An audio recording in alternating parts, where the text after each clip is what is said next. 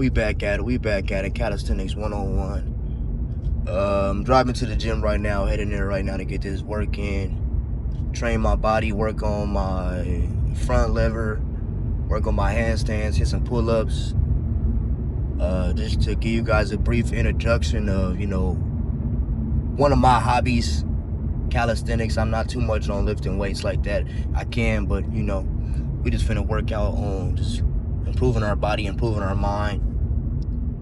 Always, So, heading to the gym now. I'll show you guys shortly what the workout look like and how we get it done.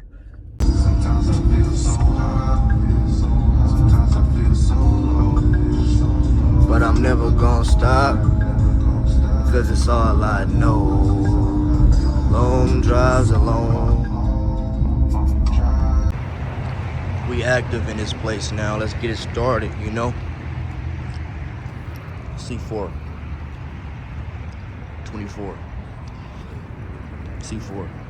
Okay, just a brief warm-up, stretching my arms out with my bands before I start getting into my static work and being able to do my handstands, pull-ups. This is what I do when I get to the gym first and foremost. This stretch, you want to be able to stretch, especially because I'm lifting my body weight. Even when you're lifting weights, you want to be able to stretch. Right here, I'm working on the frog stance. If you're interested in being able to hold your handstand or getting your handstand down, the frog stance is one of the best positions to get your wrist right and your hold time down completely. So just hold yourself in the frog, keep them elbows tucked to your knees, and then hold. Get to 10 seconds to 20 seconds, 30 seconds, and try to eventually get to a minute. The goal is to get to a minute. If you can get to a minute, you're doing pretty good. So right here, I think I did it as well, but then I tried to press out of it. So I'm just practicing my stance, getting my wrists warmed up, getting my back aligned, and working on my core. A lot of handstand work is really with your core and your wrist. That's why I have them wrist straps. Sometimes people be saying that it contradicts the setup, but they help. I'm not gonna lie to you, they really do help. They really do help. Right here, okay, we're going to work into some handstands and hold. I did a shoulder press right here. Not a shoulder press, it's a press. A tuck into a press. Failed on that one because my lower back, I didn't engage how I should have. But I think I got a better. I just exploded out of here instead of doing the press.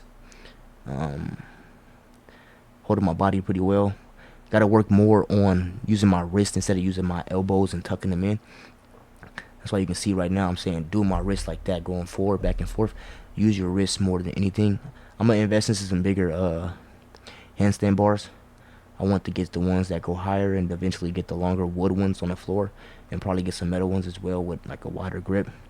This right here is completely difficult. Going forward is tough. It reminds me of doing a regular handstand with my flat hands, but instead of me using my flat hands, I'm going forward, so there's less room for error, and you don't have your wrist to go back on. You have to really like master the handstand and then keep practicing.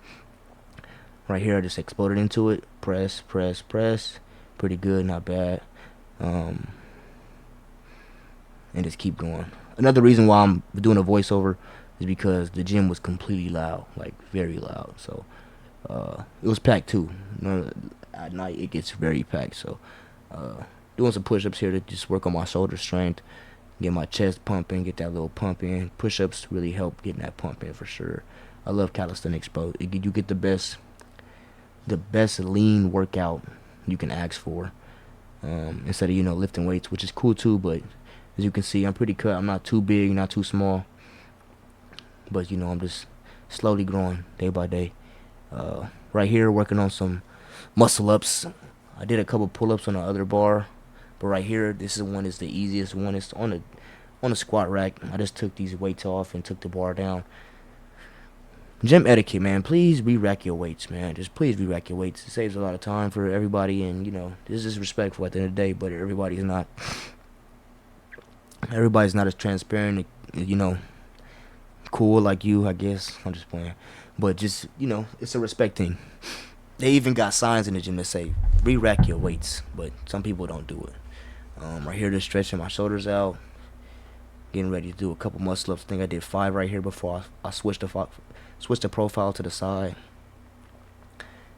Clean muscle ups. I want to be able to disengage my kipping, but I'm getting heavier. I'm eating a lot more, taking protein. So that's the only reason why it's kipping like that. I'm able to do a muscle up for sure, a lot of muscle ups. I think in this video I did about like 10. The side profile right here, just so you guys can see how, what's it called right here.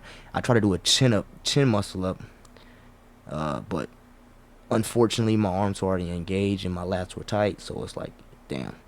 But just twisted my arms back over, had a little swing for me, a little momentum. It didn't explode. The kip, of course, helped. I don't want to engage when it kips anymore, but I gotta just get stronger and then do more pull-ups because of how heavier I'm getting. Failed on that one right there, but I think I got back on the bar to hit some more. Some dudes said, good work. I appreciated them because this stuff is not, it's not hard, but it's not easy either. You just got to do a lot of reps with pull-ups. Right here, I was working on my front lever tucks just to get used to my formation. I did it side grip instead of going forward grip, which is okay as well, but I'm just getting used to holding my hips up. As you can see right there, that was pretty bad. That was bad. Okay, right here, we're going in towards dip handstands. Yeah, it's pretty tough. I just got this down probably like a couple weeks ago. It's not even getting down. I just overcame the fear and just said, fuck it, let me go for it. Instead of me trying to like be fearful, you know. Right here, I'm telling myself to keep my feet straight. It's very hard to think in the moment. I overthink stuff a lot, especially when it comes to this. So I just took my time, and then I think I had a good one right here. See how my elbows is bending? Don't want to do that. I just want to be able to hold myself and press and just keep my arms locked in like that. But you can see how my foot hit that. If my foot was straight, it would have never hit that. But I was able to protect myself. Also, working with calisthenics, your grip is amazing because you're able to, you know, you're stronger because you're doing a lot of pull-ups. Right here, I think I got it down okay, but I failed low ball because I didn't press on it. You see me in my head right now, like bouncing against, like, god damn it. I think this one I did a couple dips into a dip handstand. I tried it just to try and see if I can get it. But my lats were so engaged, like it was so hard to press. I just gotta keep practicing more, keep training more. That's one thing I do when we go to the gym. Mostly train instead of, you know, just working out. Working out's cool. I can work out. Everybody works out, but I like to train. Calisthenics is more on training. This is probably the best handstand I had on a dip bar. Want to keep my legs straighter, not too wide, and stop pressing so much when I'm like this. I want to be able to engage my hips in, engage my arms, work on my core. It's a lot of core work, a lot of wrist work, and, you know, just get it down. I said fuck right there.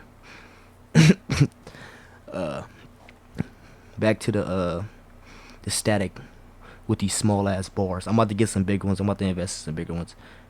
Press down, press. Got it.